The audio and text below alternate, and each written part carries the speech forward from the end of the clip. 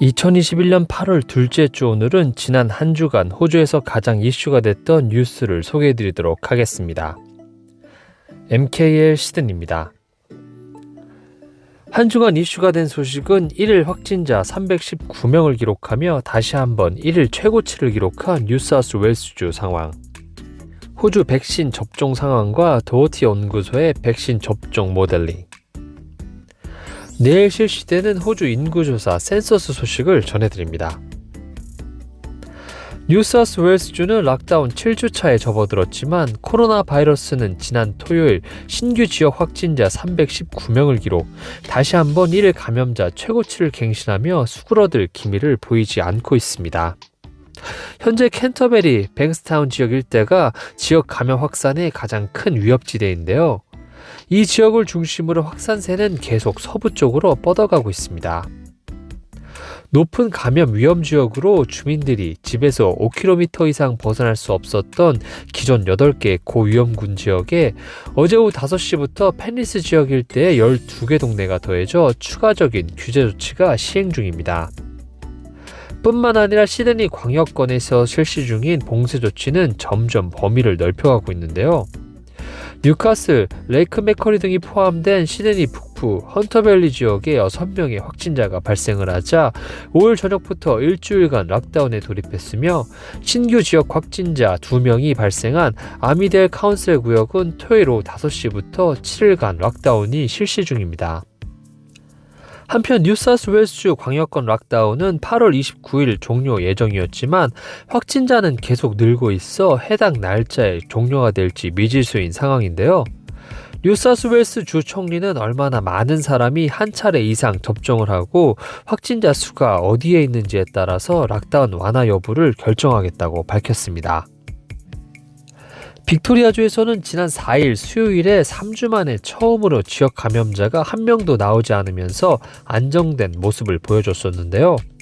하지만 5일 목요일 신규 확진자 6명이 발생을 하자 5일 밤 8시부터 7일간 6번째 락다운 봉쇄 조치가 시작됐습니다.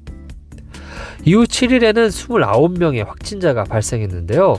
29명은 전원이 기존 감염 집단과 연결이 되어 있었지만 감염 기간 동안 격리가 되지 않았었던 사람도 있었던 것으로 밝혀져 앞으로 확산세가 이어지고 목요일에 종료 예정이었던 락다운도 연장되리라는 걱정이 커졌습니다.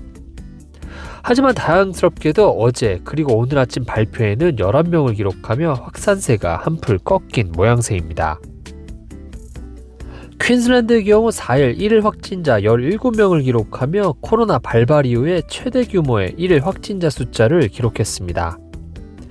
이에 따라 오는 수요일 예정이었던 브리즈번의 대표적인 축제일인 에카 공휴일이 작년에 이어 올해도 취소가 됐습니다.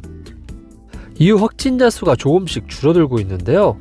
때문에 11개 카운슬 관할 지역에 내려졌었던 봉쇄 조치가 어제부터 대폭 완화됐습니다.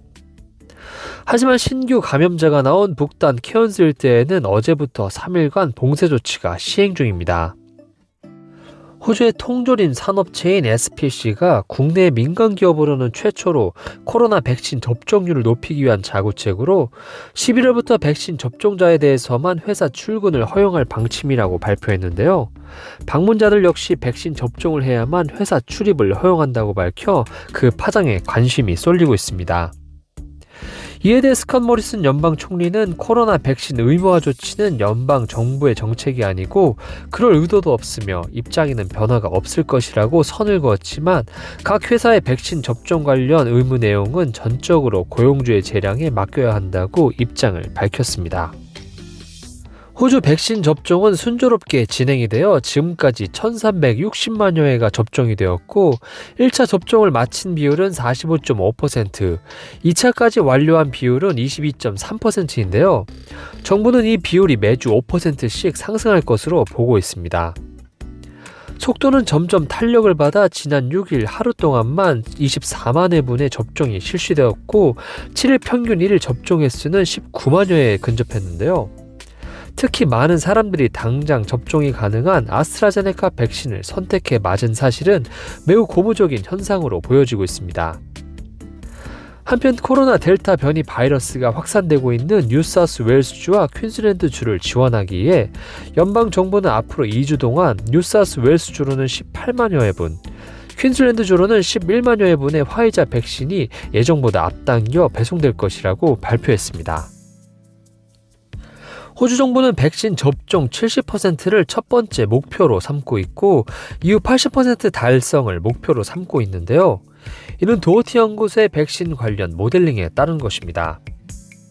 코로나 사망자 수를 예측한 해당 모델링에 따르면 인구 절반이 백신을 맞은 상태에서도 코로나로 인한 사망자 수는 여전히 9천여 명에 육박할 것으로 전망하는데요. 하지만 접종률이 70%가 되면 1984명으로 떨어지고 80%가 되면 사망자 수는 1281명까지 낮아집니다. 또한 해당 모델링은 20세에서 39세 그룹을 최고 전파자 그룹으로 지정을 했는데요. 이들로 인한 전파가 늘어남에 따라 젊은 층에게 백신 접종 전략에 초점을 맞출 것을 제안했습니다. 그동안은 바이러스의 가장 취약성을 보이는 고령층에 대한 백신 접종에 전력을 기울이며 병원 입원율과 사망률을 낮추는 데 전력해왔지만 젊은 층이 확산의 주범이 되자 우선 백신 접종 대상을 바꿀 것을 제안한 것입니다. 또한 목표로 한 백신 접종률이 달성되기 전까지 비용적으로 코로나 바이러스를 통제하는 가장 효율적인 방법은 정부가 조기에 개입을 하는 락다운이라는 것이 밝혀졌는데요. 신속한 락다운에 실패할 경우 경제 손실은 최대 5배까지 많아질 수 있을 것으로 전망이 됐습니다. 백신 접종이 중요한 만큼 연방 정부는 백신 접종률을 높이기 위해 10월부터는 드라이버스루 백신 접종소도 본격 가동할 방침이며 9월부터는 대기업 직장 단위 백신 및 약국 등을 이용한 접종도 확대할 방침입니다. 내일 8월 10일은 5년마다 호주에서 시행하는 센서스 전국 인구 및 가구 조사가 실시되는 날입니다. 이날 저녁에 호주에 체류 중인 사람은 비자 상태와 상관없이 모두가 조사에 참여해야 하며 참여하지 않을 경우 약 1,000불의 벌금이 부과될 수 있습니다. 질문은 약 60여 개로 이루어져 있는데요. 나이, 생물학적 성별, 결혼 상태 등 주요 인구 통계에 대한 질문과 더불어 가족 구성원이 일을 하는지, 어떤 일을 하며 어떤 산업에 종사하는지, 어떤 언어를 쓰고 어디에서 태어났고 부모님은 어디에서 태어났는지 등의 질문으로 이루어져 있습니다. 해당 인구 데이터는 교통, 학교, 의료, 기반시설 등 향후 정부의 주요 결정에 매우 중요한 자료로 활용이 됩니다. 또한 지역사회에 필요한 것을 이해할 때도 도움을 주는데요. 예를 들어 스포츠클럽을 설립하거나 슈퍼마켓에 특정 물품을 드리는 일, 또는 각 도서관에 다른 언어의 도서를 비치할 때도 사용이 됩니다.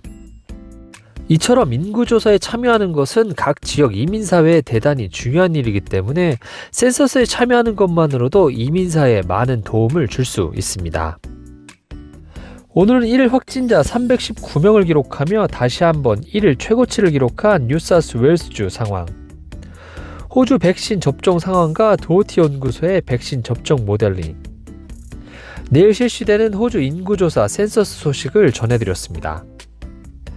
이번 주 호주 주간 뉴스는 여기까지고 다음 주에 다시 찾아뵙겠습니다.